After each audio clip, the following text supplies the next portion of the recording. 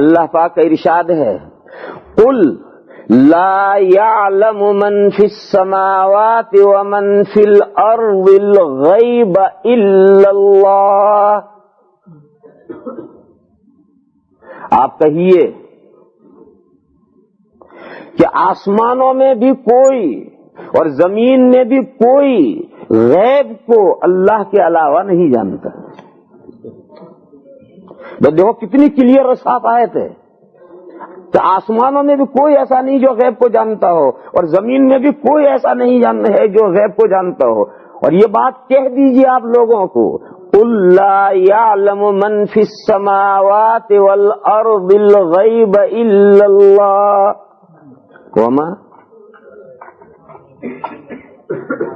آگے بولو وما يشعرون ایان یبعثون وما يشعرون ایان یبعثون. اور کوئی نہیں جانتا ہے آسمانوں میں زمین میں کہ مر کر دوبارہ زندہ کب ہونا ہے. یہ اتنی آیت پاک ہے کہ مسلمانوں میں ایک مسئلہ علم الغیب کا ایک بڑا مسئلہ پیدا ہو گیا خواہ مخواہ کا. اس آیت پاک کو اگر آدمی فقط اس آیت کریمہ کو سنے اور غور کرے اور سمجھے یہ کوئی مسئلہ ہی نہیں. تو اسی طریقے سے بہت سے بھائیوں میں ویسٹرن ممالک میں بہت سے بھائیوں کے ذہنوں میں یہ خلجان ہے کہ حضور کی بعثت کے عموم کی کیا دلیل ہے. تو میں نے وہ آیت کریمہ بالقصد پڑھ کر سنائی اور حوالہ دیا کہ 22 پارے میں سورہ سبا میں وما ارسلناک الا کافۃ للناس بشیرا ونذیرا ولکن اکثر الناس لا یعلمون. جب حضور اکرم صلی اللہ تعالی علیہ وسلم ساری دنیا کی طرف بھیجے گئے ہیں تو حضور تو ساری دنیا میں حضور نے تو کام نہیں کیا. حضور تو تشریف دنیا میں لائے تو صرف جزیرۃ العرب میں حضور نے کام کیا اور جزیرۃ العرب میں کام کر کے حضور کی وفات ہو گئی اور حضور اللہ کے یہاں چلے گئے. ساری دنیا میں تو حضور نے تو کام نہیں کیا. جو قریب کے پڑوسی ممالک تھے ان پڑوسی ممالک تک حضور تشریف نہیں لے گئے. پھر اللہ کے اس ارشاد پر عمل کیسے ہوگا؟ آپ یہی تو کہیں گے کہ حضور اکرم صلی اللہ تعالی علیہ وسلم دنیا کے کناروں تک کام لے کر نہیں تشریف لے گئے لیکن حضور کی امت صحابہ کرام حضور کا کام لے کر کے ساری دنیا میں پھیلے اور زمین کے کناروں تک دین کا کام لے کر گئے. اور صحابہ کا یہ کام لے کر جانا یہ حضور ہی کا کام لے کر جانا ہے.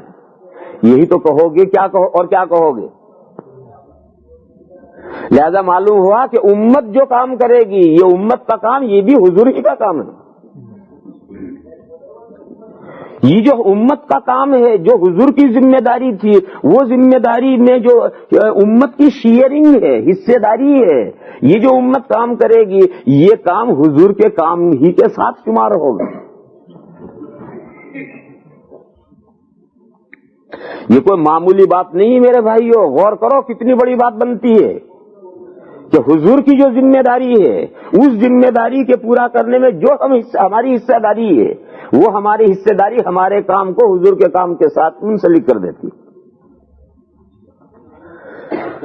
یہ مسئلہ جب آ ہی گیا تو یہ مسئلہ میں آپ حضرات کو سمجھاؤں.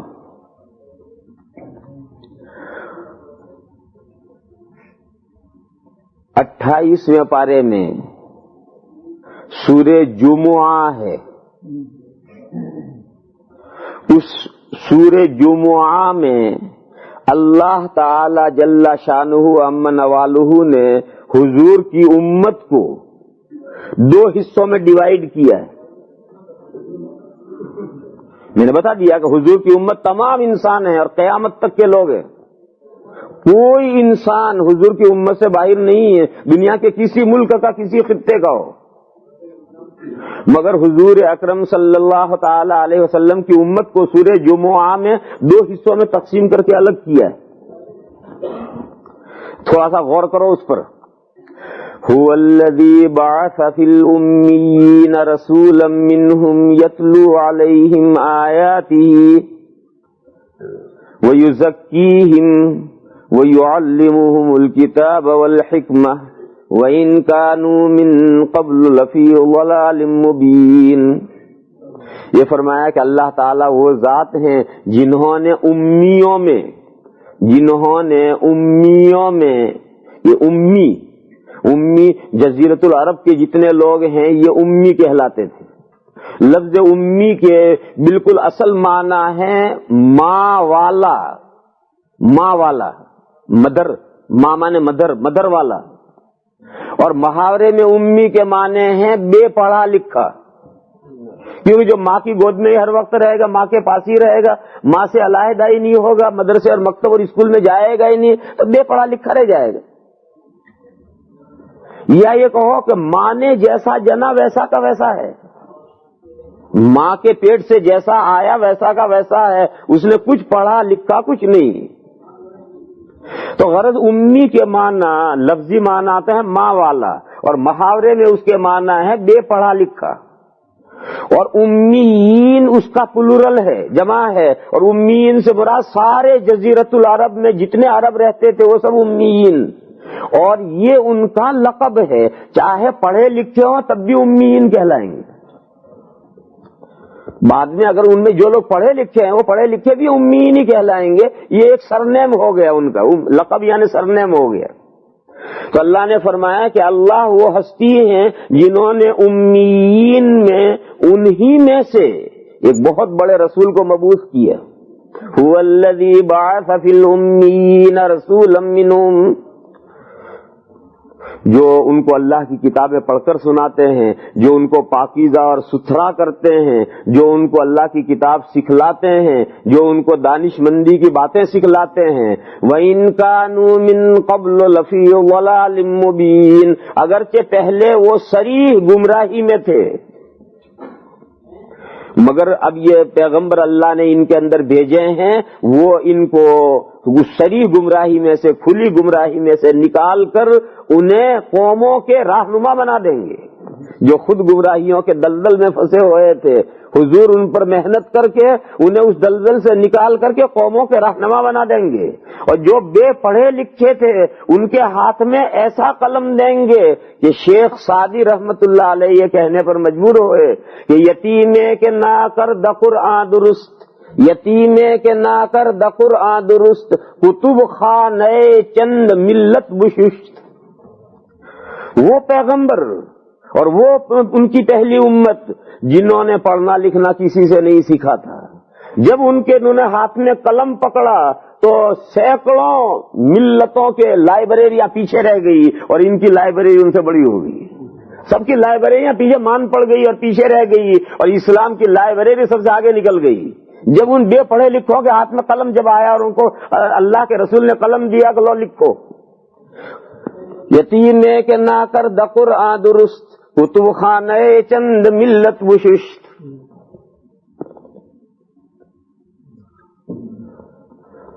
تو یہ ایک امت تو یہ بتائی کہ حضور کو اللہ نے امیین کے اندر بھیجا ہے، اور خود حضور بھی امیین ہی میں سے ہیں. حضور کا شمار خود امیین میں سے ہے، اور حضور اکرم صلی اللہ تعالی علیہ وسلم کو اللہ تعالیٰ نے امیین میں بھیجا ہے جو یہ کام کریں گے. پھر آگے وَآخَرِينَ مِنْهُمْ لَمَّا يَلْحَقُوا بِهِمْ وَهُوَ الْعَزِيزُ الْحَكِيمُ. اور اللہ نے اپنے رسول کو بھیجا ہے کچھ دوسرے لوگوں کے اندر، آخرین مانے کچھ دوسرے لوگ، جو وہ دوسرے لوگ بھی انہی میں سے ہیں. یہ دوسرے لوگ کون ہیں؟ امیوں کے علاوہ، عربوں کے علاوہ ساری دنیا کے جو لوگ ہیں یہ آخرین ہیں، دوسرے لوگ ہیں. اور یہ دوسرے لوگ ہیں یہ صرف کہنے کو دوسرے ہیں، ورنہ یہ بھی عربوں ہی میں سے ہیں. کیوں؟ عرب اور ہم ایک ہی ماں باپ کی اولاد ہیں. عرب اور ہم کوئی الگ ماں باپ کی اولاد نہیں ہے. دنیا کے تمام انسان آدم علیہ السلام کی دادی حوا کی اولاد ہیں.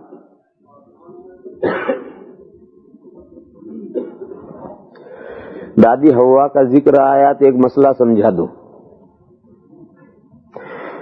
دادی حوا ہیں، حضرت سارہ ہیں، حضرت ابراہیم علیہ السلام کی اہلیہ محترمہ، حضرت مریم ہیں، حضرت عیسیٰ علی نبینا علیہ الصلاۃ والسلام کی والدہ ماجدہ، حضرت حاجرہ ہیں، حضرت اسماعیل علی نبینا علیہ الصلوۃ والسلام کی والدہ ماجدہ، یہ سب خواتین ہیں. ان کے ساتھ بہت سے لوگ علیہ السلام استعمال کرتے ہیں، یہ صحیح نہیں ہے. اس کے ساتھ علیہا، مذکر کے لیے علیہ اور عورتوں کے لیے علیہ السلام استعمال کرتے ہیں، یہ صحیح نہیں ہے. ان سب کے لیے استعمال کریں گے رضی اللہ عنہا، سب کے لیے یہی استعمال ہوگا رضی اللہ عنہ. آپ حضرات جانتے ہیں کہ صلی اللہ کس کے لیے استعمال ہوتا ہے؟ صرف نبیوں کے لیے.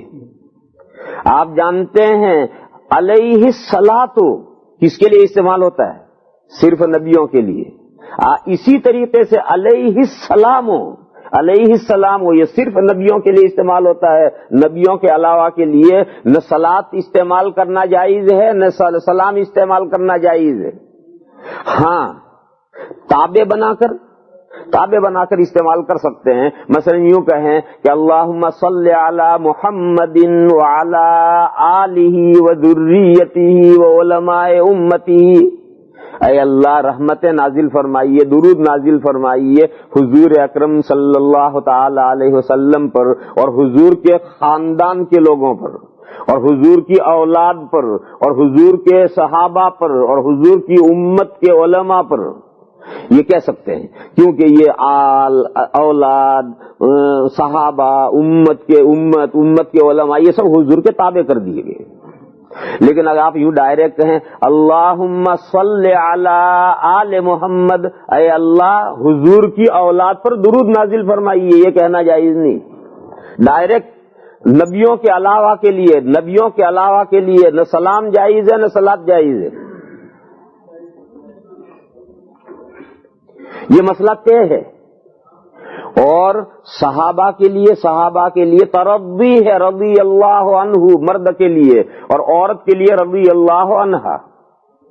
اور صحابہ سے نیچے کوئی ہو اس کے لیے ہے رحمہ اللہ یا رحمت اللہ علیہ. یہ ایک طریقہ ہے جو چلا ہوا آ رہا ہے.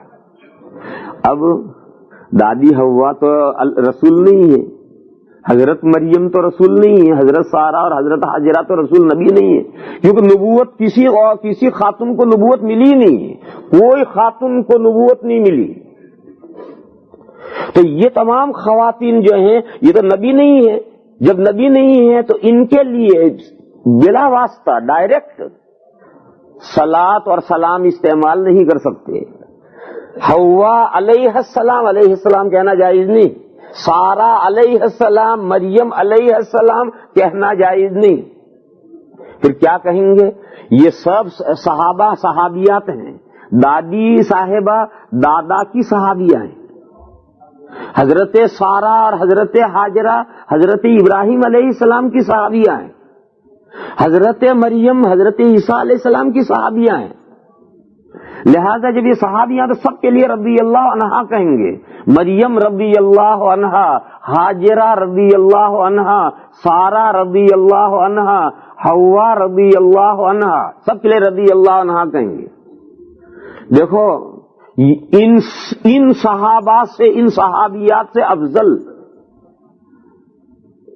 حضرت خدیجۃ الکبریٰ ہیں، حضرت عائشہ صدیقہ ہیں، اور صاحب زادی حضرت فاطمہ ہیں.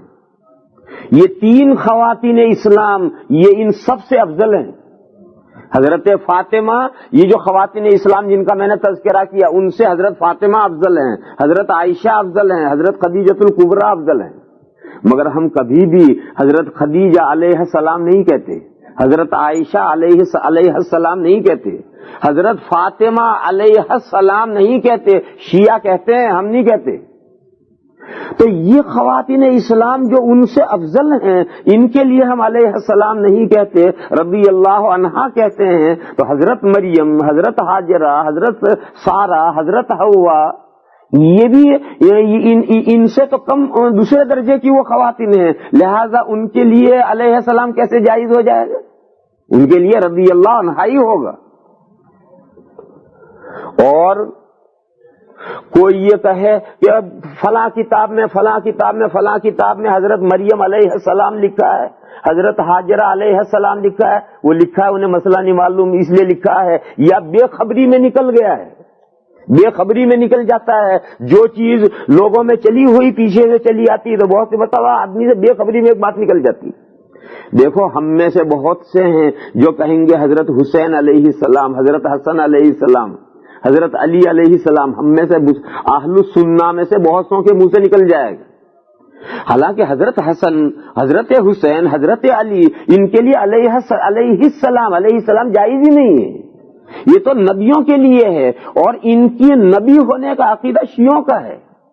شیعوں کا عقیدہ ہے کہ جو 12 امام ہیں, شیعوں کے یہاں جو 12 امام ہیں, وہ 12 اماموں کو 12 امام نبی بھی ہیں.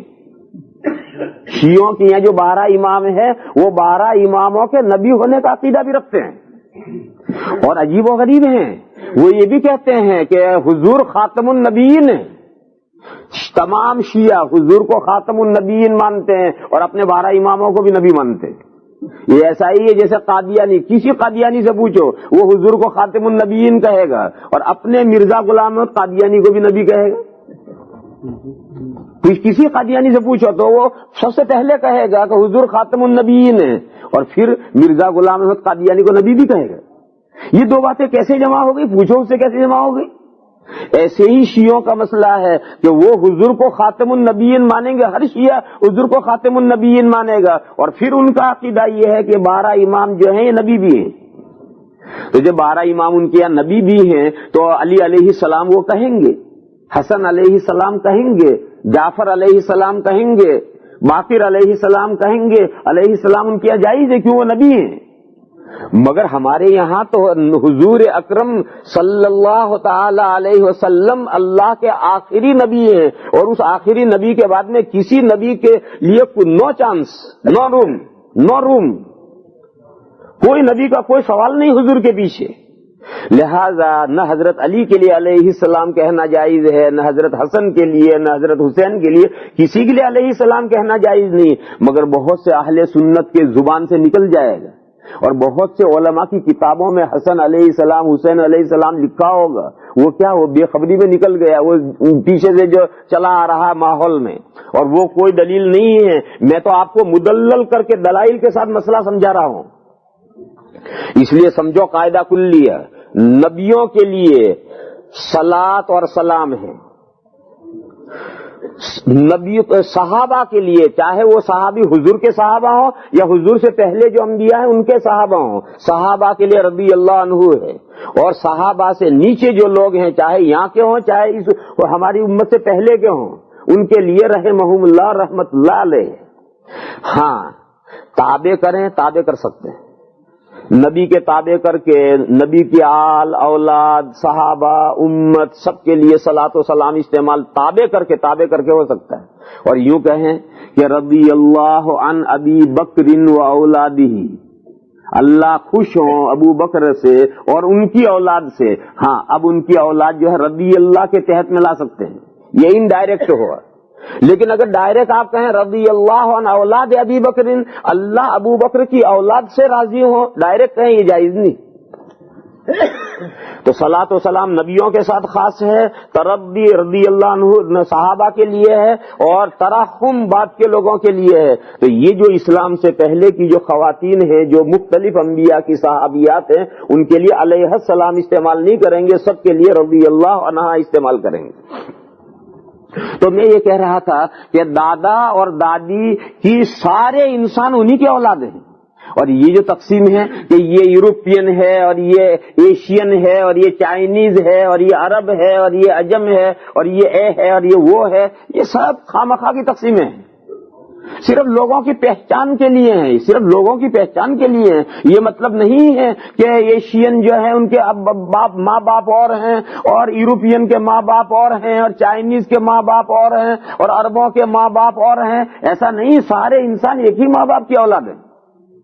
تو اللہ نے یہی فرمایا کہ اللہ نے اپنے رسول کو آخرین میں یعنی دوسرے لوگوں کے اندر بھی بھیجا ہے، اور وہ دوسرے لوگ جو ہیں وہ بھی عربوں ہی میں سے ہیں، وآخرین منہم لما یلحقوا بہم، اب تک وہ آخرین عربوں کے ساتھ جوائنٹ نہیں ہوئے ہیں۔ جس وقت یہ آیت کریمہ نازل ہو رہی تھی دنیا میں ایسی عجیب و غریب تقسیم ہو گئی تھی کہ یہ عرب اور یہ عجم، عرب یہ تو انہوں نے اپنا نام رکھا تھا، لیکن یہ جو اجمی ہیں وہ انہیں عرب نہیں کہتے تھے، وہ انہیں کہتے تھے امی، ان پڑھ، انگوٹھا چھاپ۔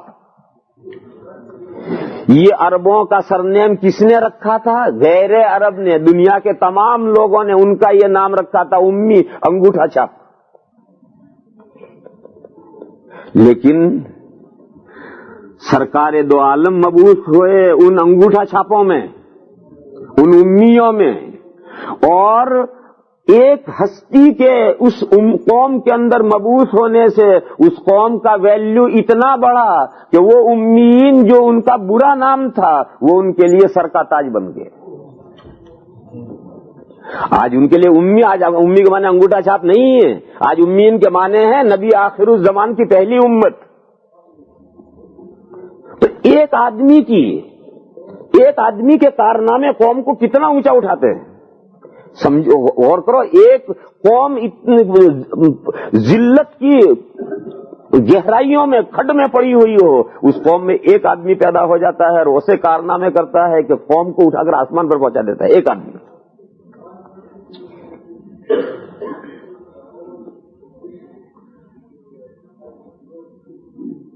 عرب کا ایک قبیلہ ہے باہلا، وہ عرب میں اتنا نیچ قبیلہ شمار ہوتا ہے جتنا اپنے ہندوستان میں، انڈیا میں ہریجن، ڈھیڑے وغیرہ کو وہاں کے ہندو نیچ سمجھتے ہیں۔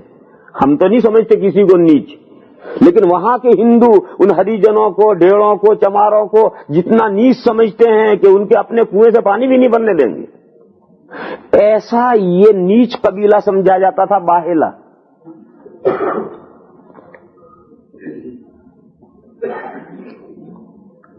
ایک دیہاتی سے پوچھا کہ تجھے پورے جزیرت العرب کا بادشاہ بنا دیں اس شرط کے ساتھ کہ تو باہلی ہونا منظور کرے، بول تیار ہے؟ اگر تو باہلی ہونے کو منظور کر لے تو پورے عرب کا بادشاہ۔ اس نے کہا بابا مجھے ایسی بادشاہت نہیں چاہیے، اس نے کہا مجھے ایسی بادشاہت نہیں چاہیے۔ تو لوگوں نے کہا کہ چل اچھا تجھے جنت دے دے اس شرط پر کہ تو باہلی ہونا منظور کرے، بول تیار ہے؟ تو تھوڑی دیر سوچا اور کہنے لگا ہاں تیار ہوں مگر میری ایک شرط ہے۔ لوگوں نے کہا کیا شرط ہے؟ کہا شرط یہ ہے کہ جنت میں کسی کو پتا نہ چلے کہ میں باہلی ہوں۔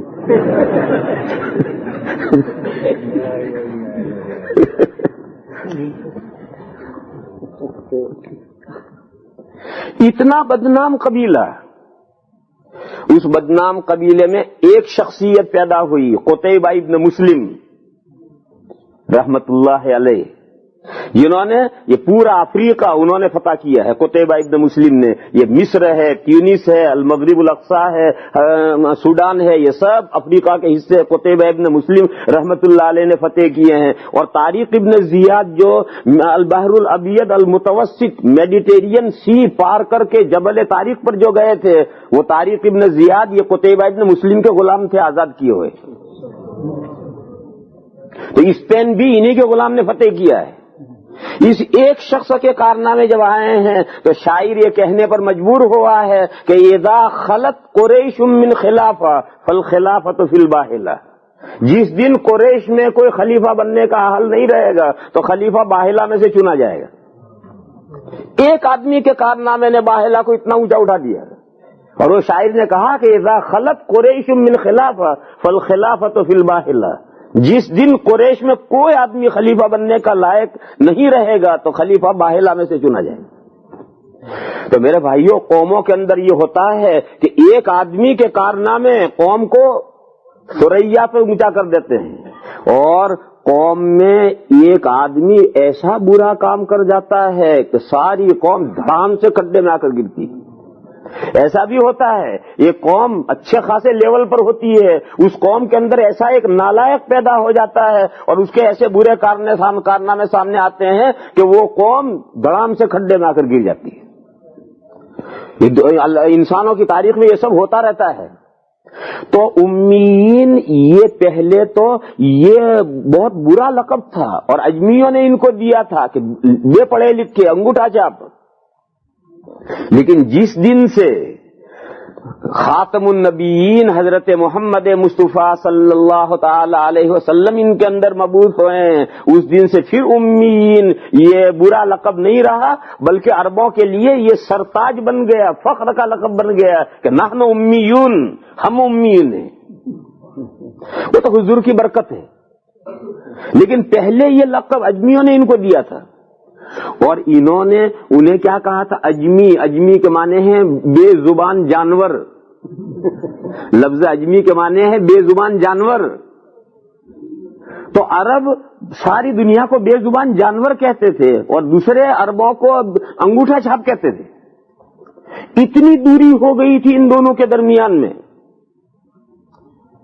تو قرآن کریم کی آیت پاک نازل ہوئی اور اس نے کہا لما یلحقوا بہم، ابھی تک یہ آخرین جو دوسرے لوگ ہیں وہ عربوں کے ساتھ ملے نہیں ہیں، لیکن آئندہ مل کر کے ایک ہو جائیں گے۔ لما یلحقوا بہم، سوال ہے کہ آگ اور پانی کیسے ملیں گے؟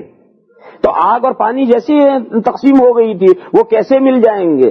اللہ نے فرمایا وَهُوَ الْعَزِيزُ الْحَكِيمُ، اللہ زبردست ہیں، حکمت والے ہیں، جب وہ فیصلے کریں گے سب ہو جائے۔ یہاں یہ مسئلہ بھی یاد رکھو، آیتوں کے آخر میں اللہ کی صفات آتی ہے، تو یہ صفات کیف متفق نہیں آتی ہیں کہ کوئی بھی آیت پوری ہو گئی تو کہیں غفور الرحیم آ گیا، کہیں سمیع علیم آیا، اور کہیں کچھ آ گیا، کہیں کچھ آ گیا، یہ بے جوڑ نہیں آتی ہیں۔ وہ سارا مضمون جو آیت میں ہے اس آیت سے مناسبت رکھنے والی اللہ تعالی کی صفات لائی جاتی ہیں، اور پورے مضمون کی وہ دلیلیں ہوتی ہیں، اور اس میں بہت بڑا علم ہے، آدمی اس میں غور کرے تو اللہ کی صفتیں لائی گئی۔ وَهُوَ الْعَزِيزُ الْحَكِيمُ، اللہ زبردست ہے، حکمت والے ہیں۔ جب وہ حکمت والے ہیں، ان کی حکمت کا تقاضا اور فیصلہ ہوگا کہ اب دونوں امتوں کو ایک کر دینا ہے، تو وہ زبردست ہیں، ایک چٹکی بجاتے ایک کر دیں گے۔ قرآن کریم میں سورہ انفال میں یہی مضمون آیا ہے کہ مدینہ میں دو قبیلے تھے، اوس اور خزرج۔ ان اوس اور خزرج کے درمیان میں 150 سال سے لڑائی چلی آ رہی تھی، اور لڑائی شروع ہوئی تھی فقط ایک آدمی نے دوسرے آدمی کے گھوڑے کی دم کاٹ دی تھی، بس اتنی بات پر لڑائی شروع ہوئی تھی، اور 150 سال تک لڑائی چلی آ رہی تھی۔ حضور اکرم صلی اللہ تعالی علیہ وسلم کی برکت سے اللہ تعالیٰ نے وہ لڑائی ختم کرائی، اور اوس و خزرج کو ایک کر دیا، اور دونوں مل کر انصار بن گئے۔ اس کا ذکر سورہ انفال میں اللہ تعالیٰ نے فرمایا ہے کہ هو الذی الف بین قلوبہم، اللہ وہ ہیں جنہوں نے ان مدینہ والوں کے دلوں کو جوڑ دیا۔ هو الذی الف بین قلوبہم لو انفقت ما فی الارض جمیعا ما الفت بین قلوبہم، اگر تم دنیا کی ساری دولت بھی خرچ کر ڈالو تو تم ان کی دلوں کو نہیں جوڑ سکتے تھے۔ ولکن اللہ الف بینہم، مگر اللہ نے جوڑ دیا۔ کیوں جوڑ دیا؟ وَهُوَ الْعَزِيزُ الْحَكِيمُ، اللہ بڑے زبردست ہیں، بڑے حکمت والے ہیں۔ جب ان کی حکمت کا فیصلہ ہوا کہ اوس و خزرج کو ایک کر دینا ہے، انہوں نے منٹوں سیکنڈوں میں ایک کر دیا، کیونکہ زبردست ہیں۔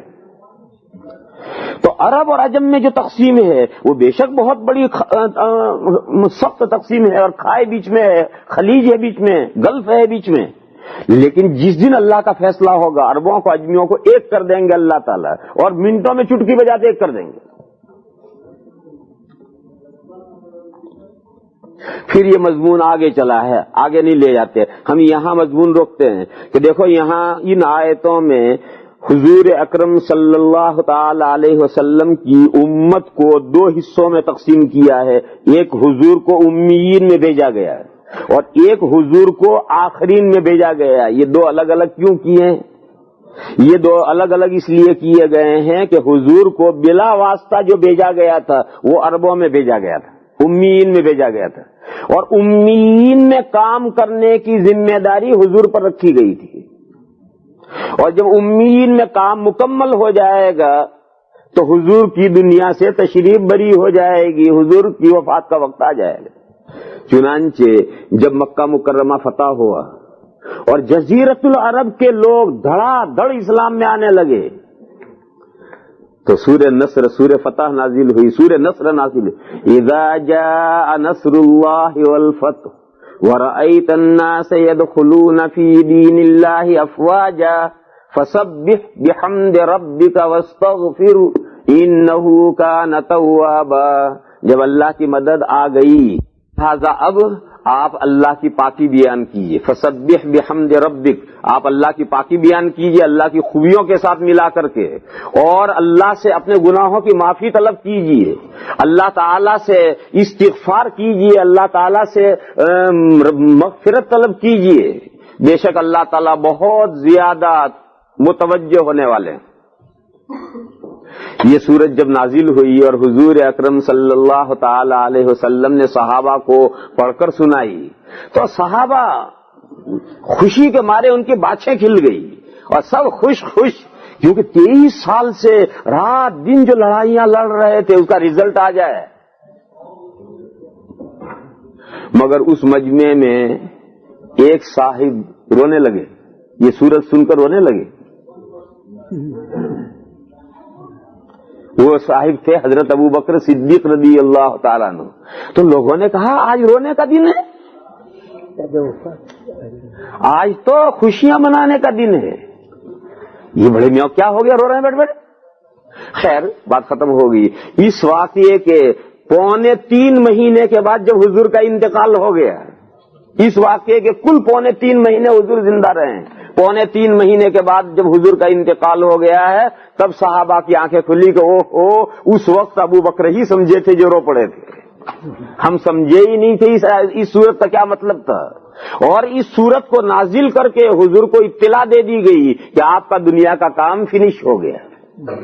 کیوں؟ جزیرت العرب کا کام آپ کے ذمہ رکھا گیا تھا, وہ کام پورا ہو گیا. آپ دیکھ رہے ہیں کہ لوگ دھڑا دھڑ اسلام میں آ رہے ہیں, لہذا اب آپ ہمارے یہاں آنے کی تیاری کیجئے, تسبیح میں, تقدیس میں, توبہ میں, استغفار میں لگیے, ہمارے یہاں آنے کی تیاری کیجئے. گویا اس صورت کے ذریعے سے حضور کو اطلاع دے دی گئی کہ آپ کی مشن, آپ کی مہم پوری ہو گئی, آپ کے ذمہ دنیا میں جو کام رکھا گیا تھا وہ آپ نے پورا کر لیا, اب آپ ہمارے یہاں آنے کی تیاری کیجئے, آپ کی موت کا وقت قریب آ چکا ہے. یہ مضمون صدیق اکبر اکیلے سمجھے تھے جو اس صورت کو سن کر رو پڑے تھے, اور باقی سب دوسرے حضرات کب سمجھے؟ جب اس کے 3.25 مہینے کے بعد حضور کی وفات ہوئی تب لوگ سمجھے کہ اوہو. جب اس صورت کا ذکر آیا تو اس میں ایک مضمون اور میں سمجھا دوں, کیونکہ بہت سے بھائیوں کو یہ اشکال ہوتا ہے. اس میں آیا ہے کہ فسبح بحمد ربک واستغفرہ, اور اللہ سے استغفار کیجیے, واستغفرہ. تو بہت سے بھائی پوچھتے ہیں کہ استغفار تو کون کرے گا؟ جو گنہگار ہے وہ کرے گا. انبیاء تو معصوم ہوتے ہیں اور حضور تو تمام نبیوں کے سردار ہیں, حضور کے تو اگلے پچھلے سارے گناہ معاف کر دیے گئے ہیں اور اس کا اعلان بھی کر دیا گیا ہے. حضور کے اور نبیوں کے تو گناہ ہوتے ہی نہیں, وہ تو معصوم ہیں, پھر نبیوں کی استغفار کرنے کا کیا مطلب؟ استغفار تو کرے وہ کرے جو گنہگار ہے ہوتا ہے. یہ بات لوگوں کے ذہنوں میں سوال ابھرتا ہے تو اس کا جواب ذہن میں رکھو. یہ سمجھنا کہ استغفار کے معنی گناہ کی بخشش اللہ سے طلب کرنا, یہ جو معنی ہے یہ چلے ہوئے سرسری معنی ہے, یہ باریکی میں گہرائی میں اتر کر کے پورے معنی نہیں ہے. یہ تو عام طور پر محاورے میں یہ کہتے ہیں کہ استغفار یعنی اللہ سے گناہوں کی معافی مانگنا. ورنہ عربی میں غفرا یعنی غین, فے اور را, یہ 3 حرف جس ورڈ کے میں ہوں گے, جس لفظ اور کلمے میں ہوں گے, اس لفظ میں چھپانے کا مفہوم ہوگا. پرانے زمانے میں لڑائی میں ایک لوہے کی ٹوپی پہنا کرتے ہیں, اس لوہے کی ٹوپی کو کہتے تھے مغفر. مغفر کیوں؟ یہ سر کو چھپا دیتی تھی. تو مغفر میں غین فے رے آیا. ایسے ڈکشنری، عربی کی ڈکشنری لے کر کے آپ دیکھ لیجئے، قاعدہ کلیہ بتا رہا ہوں، جس لفظ میں غین فے اور رے یہ تینوں لفظ اکٹھا ہوں گے اس میں چھپانے کا مفہوم آئے گا بس. لہذا استغفار کے جو اصلی معنی ہیں وہ یہ ہیں کہ اللہ تعالیٰ سے یہ ریکویسٹ کی جائے، یہ درخواست کی جائے، یہ دعا کی جائے کہ اے اللہ اپنی مہربانی میں مجھے چھپا لے. یہ اصلی معنی استغفار کے ہیں. لہذا جو گنہگار بندے ہیں ان سے زیادہ استغفار کرتے ہیں اللہ کے نیک بندے، کیونکہ گنہگار بندہ کہے گا کہ خدایا مجھے اپنی رحمت میں چھپا لے. اللہ جانے اللہ چھپائے نہ چھپائے، پہلے اس کے گناہ معاف کریں گے جبھی تو رحمت میں چھپائیں گے. ہو سکتا اس کے گناہ معاف ہو سکتا نہ ہو، لیکن اللہ کے نیک بندے جب استغفار کریں گے وہ تو یقینی طور پر اللہ کی رحمت میں چھپائے جائیں گے، کیونکہ وہاں تو گناہ ہے ہی نہیں. اس لیے اللہ کے جتنے اچھے بندے ہیں وہ زیادہ استغفار کریں گے ہم جیسے نالائقوں سے. حضور اکرم صلی اللہ تعالی علیہ وسلم کا ارشاد ہے کہ میں روزانہ 100 مرتبہ یا اس سے بھی زیادہ اللہ سے استغفار کرتا ہوں. تو غرض استغفار کے معنی ہے، اس میں سین تا طلب کے لیے ہے جس کے معنی ریکویسٹ کرنا، دعا کرنا، اور آگے جو مادہ ہے اس کے معنی چھپانے کی درخواست کرنا. کیا چھپانے کی؟ اللہ کی مہربانی میں چھپانے کی. اس لیے یہ جو ہمارے ذہنوں میں بیٹھ گیا ہے کہ استغفار وہ کرے جو گنہگار ہو، یہ مفہوم ہی ہمارے ذہنوں میں غلط بیٹھا ہوا ہے. اسی طرح کا ایک اور یہ سوال ہے جو بہت سے بھائیوں کو صحیح معنی نہ جاننے کی وجہ سے ہوتا ہے،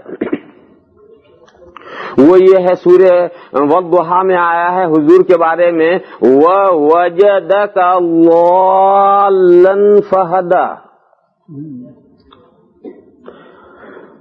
ضالن کے معنی ہمارے ذہنوں میں بیٹھے ہوئے ہیں گمراہ. اب ترجمہ کرتا ہے آدمی کے ہم نے آپ کو گمراہ پایا پس ہم نے آپ کو راہ راست دکھائی. تو سوال ہوا کہ کیا حضور نبوت سے پہلے گمراہ تھے؟ یہ سوال آ کر کھڑا ہو جاتا ہے کہ کیا حضور نبوت سے پہلے گمراہ تھے؟ جبکہ یہ عقیدہ ہے کہ کوئی پیغمبر نبوت سے پہلے صغیرہ کبیرہ کسی گناہ کا ارتکاب کسی نبی سے نہیں ہوا، نبوت سے پہلے بھی. اور کوئی گناہ اور کوئی شرک اور کوئی برا کام نبوت سے پہلے بھی نہ دانستہ ہوا ہے نہ نادانستہ ہوا ہے. یعنی جان کر کوئی ناجائز کام نہیں، جان کر بھی نبی نے ناجائز کام نہیں کیا ہے، اور نادانستہ ہو جائے نادانستہ بھی نہیں کیا ہے. کیوں؟ اللہ کی حفاظت ساتھ میں رہتی ہے. میں 2 قصے سناؤں اس سے سمجھ لو. حضور اکرم صلی اللہ تعالی علیہ وسلم نے ارشاد فرمایا کہ میں جب بچپن تھا، میرا جوانی کے زمانہ تھا، تو مکہ مکرمہ میں ہمارے یہاں ایک شادی ہونے والی تھی، اور اس شادی میں جو خرافات ہوتی ہے، ناچ گانا ڈھول تماشا یہ سب ہونے والا تھا. تو میں بھی اپنی قوم کے ساتھ اس شادی میں شرکت کے لیے گیا. حدیث شریف حضور نے فرمایا کہ میں بھی شادی میں شرکت کے لیے گیا.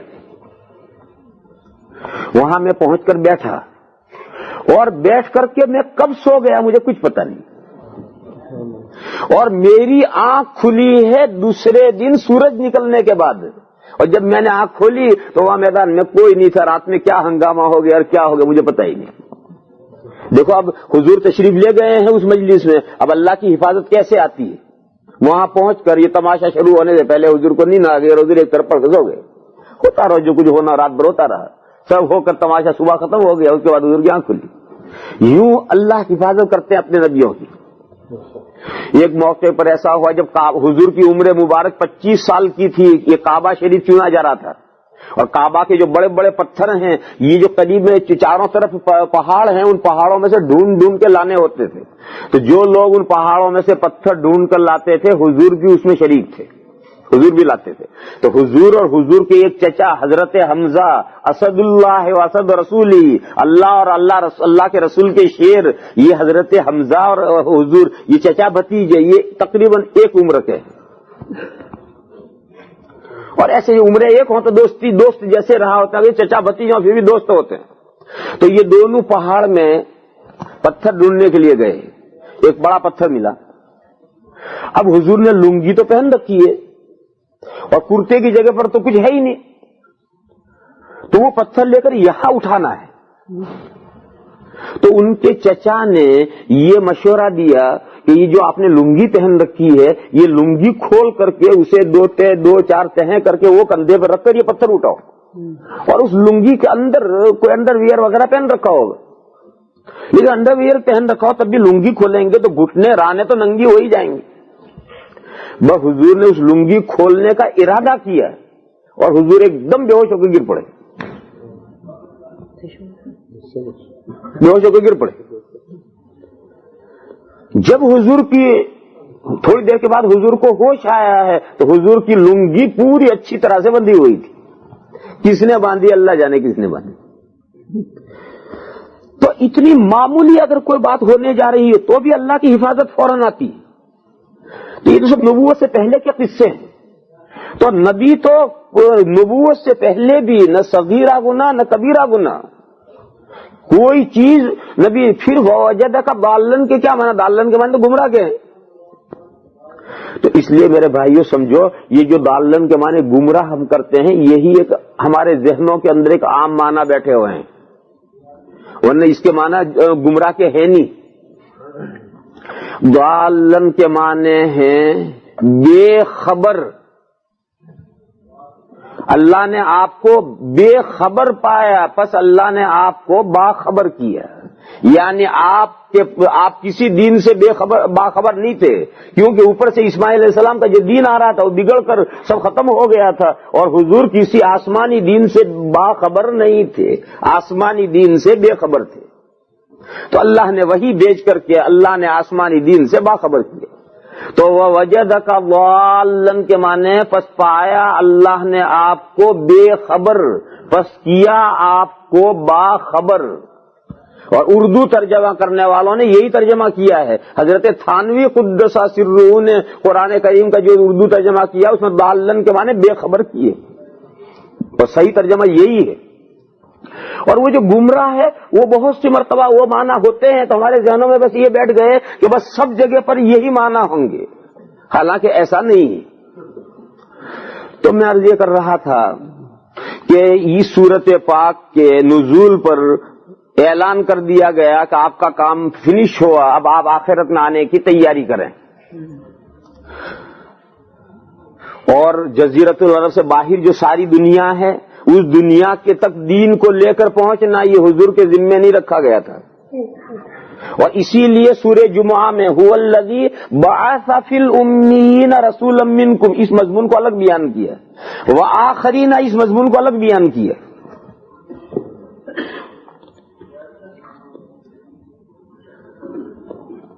آخرین میں دین لے کر جانے کی ذمہ داری صحابہ پر رکھی گئی تھی. چنانچہ نقشے پر نظر ڈالو, ذہن کے اندر میپ جو دنیا کا میپ ہے اس پر نظر ڈالو. اس وقت امریکہ تو دریافت ہوا ہی نہیں تھا, امریکہ کا تو پتہ ہی نہیں تھا کہ یہاں آبادی تھی بھی یا نہیں تھی. غالباً اس بر اعظم میں آبادی تھی نہیں, اس بر اعظم کو کوئی جانتا ہی نہیں تھا. امریکہ جو بر اعظم ہے شمال سے لے کر جنوب تک, اس کو تو چھوڑو, اسے تو کوئی جانتا ہی نہیں تھا, اس میں آبادی تھی ہی نہیں. اس کے علاوہ جو دنیا تھی اس دنیا کا میپ پر نظر ڈالو کہ جزیرۃ العرب ایسی جگہ پر واقع ہے کہ وہاں سے اگر ایک آدمی ویسٹ میں چلے اور ایک آدمی نارتھ میں چلے اور ایک آدمی ایسٹ میں چلے تو ویسٹ والا جب افریقہ کے کنارے پر پہنچے گا تو نارتھ والا یورپ کے کنارے پر پہنچے گا اور ایسٹ والا ایشیا کے کنارے پر پہنچے گا. یہ جزیرۃ العرب تینوں بر اعظموں کے سینٹر میں ہے. آسٹریلیا تھا ہی نہیں اس وقت, اس کا کوئی پتہ نہیں تھا, وہاں آبادی بھی نہیں تھا, ابھی تھوڑا دنوں میں آبادی ہوئی. اس وقت جو آباد دنیا تھی وہ آباد دنیا تین ہی بر اعظم تھے, ادھر ویسٹ میں افریقہ, ادھر نارتھ میں اوپر کی طرف نارتھ میں یورپ تک چلے جاؤ, یورپ بھی پورا آباد نہیں تھا. یورپ تو بعد میں جب مسلمانوں کے ساتھ لڑائیاں ہوئی اور یہ رومن امپائر فتح ہوئی تو مسلمانوں نے علاقہ فتح کر لیا تھی اور اوپر سے نارتھ کی طرف چلے گئے اور یورپ میں جا کر آبادیاں ہوئی. ورنہ یورپ میں بھی اس وقت آبادی نہیں تھی. ہاں ایسٹ میں ایشیا کی طرف آبادیاں تھی, چین تک آبادی تھی. تو جزیرۃ العرب میں سے 3 آدمی چلیں گے, ایک ویسٹ میں چلے گا، ایک نارتھ میں چلے گا، ایک ایسٹ میں چلے گا. تو جب ایسٹ والا چائنا پہنچے گا تو نارتھ والا یورپ پہنچے گا اور ایسٹ والا افریقہ کے کنارے پہنچے گا. ایسی جگہ پر سینٹر میں نبی آخر الزمان صلی اللہ تعالی علیہ وسلم کو مبعوث کیا گیا اور وہاں ایک امت حضور نے تیار کر دی اور اس امت کے ذمے ساری دنیا تک دین لے کر جانا اس امت کے ذمے ڈال کر حضور دنیا سے تشریف لے گئے. حضور کی آنکھ بند ہونے کے بعد ایک دن صحابہ اپنے گھر چین سے نہیں بیٹھے. 1,00,000 صحابہ تھے. ان 1,00,000 صحابہ میں سے شاید 1,000 صحابہ آپ کو مدینہ میں وفات نہیں پائی. 1,000 صحابہ نے مدینہ میں وفات نہیں پائی. وہ 99,000 کہاں گئے؟ پوری دنیا میں پھیل گئے. کوئی ادھر افریقہ کی طرف نکل گیا، کوئی ادھر یورپ کی طرف نکل گیا، کوئی ادھر ایشیا کی طرف نکل گیا. یورپ کی طرف چلتے چلتے ایک جگہ تک جا کر رک گئے. آگے سردی بہت آ گئی اور اتنی سردی آ گئی کہ صحابہ آگے بڑھ نہیں سکے. اور یورپ کی افریقہ کی طرف پورا افریقہ آخری کنارے تک چلا گیا. المغرب الاقصی بالکل آخری کنارہ ہے، وہاں تک چلے گئے. اور ایشیا میں چائنا تک صحابہ کرام چلے گئے. اپنے ہندوستان میں کراچی پر، بھروچ پر، کیرالا میں صحابہ تشریف لائے. تو ساری دنیا کے اندر صحابہ کرام پھیل گئے اور فیملیاں لے کر گئے نہیں، تنے تنہا گئے ہیں اور وہ گئے ہیں. بعض صحابہ لوٹ کر آئے ہیں. بہت سے صحابہ جہاں گئے وہیں بس گئے، وہیں شادیاں کر لی، وہیں ان کی اولادیں ہوئی، وہیں رہ گئے اور وہیں دین کا کام بڑھاتے گئے اور چلتے گئے. ہندوستان میں اسلام تو آیا ہے حجاج ابن یوسف اور عبد الملک ابن مروان کے زمانے میں، یعنی 125 سال گزرنے کے بعد. اسلام پر 125 سال گزرنے کے بعد حجاج ابن یوسف کے زمانے میں حجاج ابن یوسف کے بھتیجے محمد ابن قاسم نے جنگ کی. تو لڑائی تو اس ہوئی. اور اسلام کب پہنچا ہے؟ اسلام پہنچا ہے صحابہ ہی کے زمانے میں. بلکہ کیرالا میں تو صحابہ آئے حضور ہی کے زمانے میں. حضور اکرم صلی اللہ تعالی علیہ وسلم کے زمانے میں کیرالا میں تو صحابہ پہنچے. اور بھروچ میں جو صحابہ اترے ہیں وہ حضرت عثمان غنی رضی اللہ تعالیٰ عنہ کی خلافت کے زمانے میں یہاں صحابہ اترے ہیں. اور یہ جو بھروچ میں ایک گاؤں ہے بڑبوت، یہ بڑبوت ہے اصل میں بہار نبوت. اور اس بہار نبوت میں جو صحابہ پہلے اترے تھے ان کی قبریں یہاں ہیں. اور وہ چونکہ صحابہ کی قبریں تھی تو اس کا نام تھا بہار نبوت. اور وہ بگڑتا بگڑتا بڑبوت ہو گئے. میرے بھائیوں، مجھے تو یہ کہنا تھا کہ جزیرت العرب تک دین پہنچانے کی ذمہ داری حضور کی تھی اور جزیرت العرب سے اٹھ کر ساری دنیا تک دین کو لے کر جانے کی اور دین کی تعلیمات کو لے کر جانے کی یہ ذمہ داری صحابہ کی تھی. اور صحابہ کرام اپنا پورا کام انہوں نے کیا. ایک دن اور ایک رات وہ چین سے نہیں بیٹھے.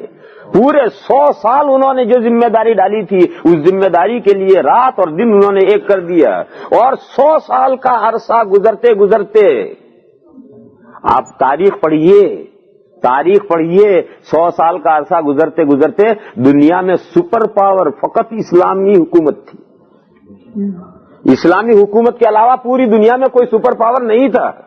اور جب اسلامی حکومت سپر پاور ہو گئی تو مذہب اسلام سب پر غالب ہوا نہیں ہوا. مذہب اسلام سب پر غالب ہوا نہیں ہوا. تو حضور نے اور صحابہ نے مل کر 100 سال کی محنتوں میں اس آیت کریمہ کو پورا کیا تھا.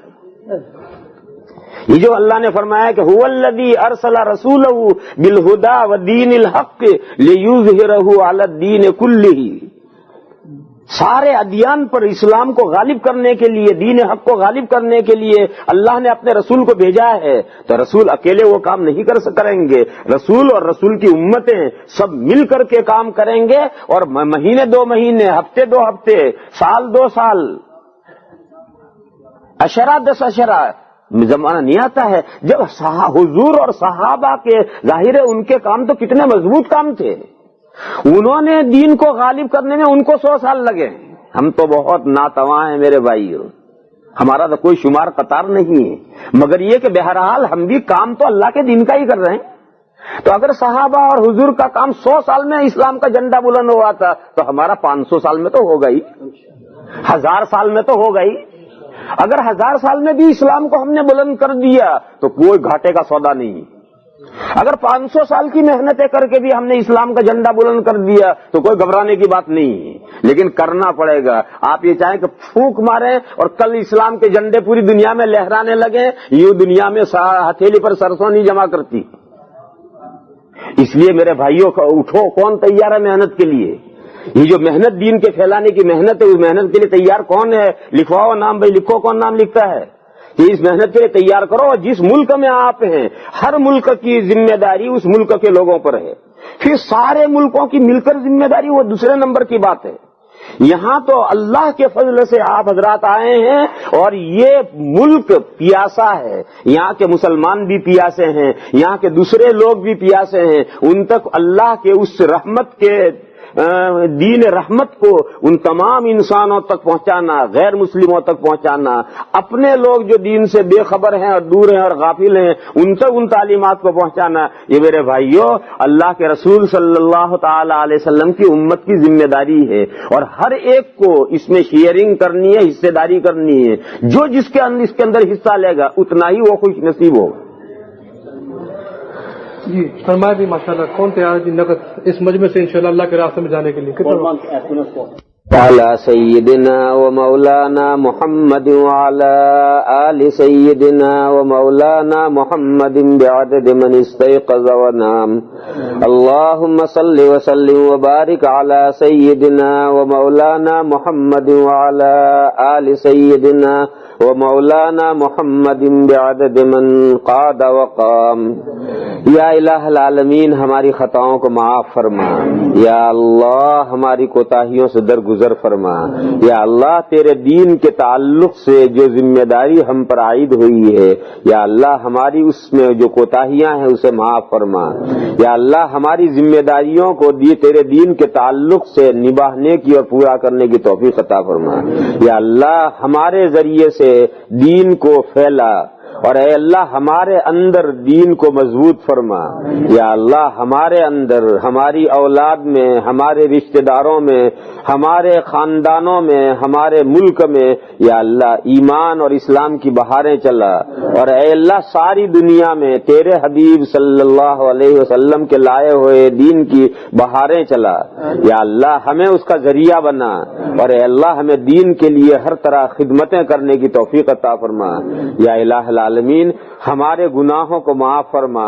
ہماری کوتاہیوں کو معاف فرما، ہماری حسنات اور نیکیوں کو قبول فرما، یا اللہ اس مبارک مہینے میں ہمیں زیادہ سے زیادہ دین کے لیے محنتیں کرنے کی توفیق عطا فرما، یا اللہ اس مہینے کو وصول کرنے کی توفیق عطا فرما، یا اللہ تلاوتوں کی توفیق عطا فرما، نفلوں کی توفیق عطا فرما، تسبیحات اور درود شریف پڑھنے کی توفیق عطا فرما، یا اللہ ہماری دعاؤں کو اپنے فضل و کرم سے اور اپنے حبیب پاک صلی اللہ علیہ وسلم کی برکت سے قبول فرما۔ سبحان ربک رب العزت عما یصفون وسلام علی المرسلین والحمد للہ۔